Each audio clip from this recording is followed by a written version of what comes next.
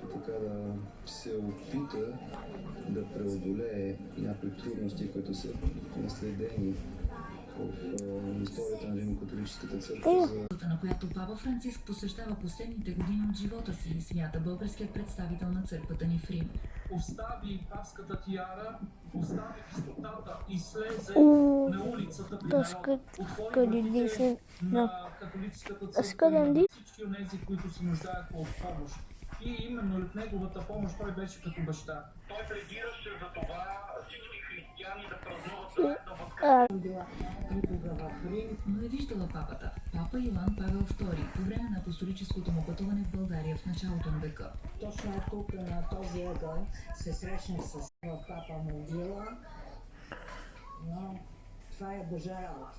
И е отишъл на по-хубаво място, надяваме се. За новините на Нова, Именно това посещение на фона на строгите ватикански канони го направиха и толкова разпознаваем в българското общество. Утре съм чистеца. Особена следа остави той в Раковски, където се намираме и ние. Това сме Случайно наричат този град католическата столица на България.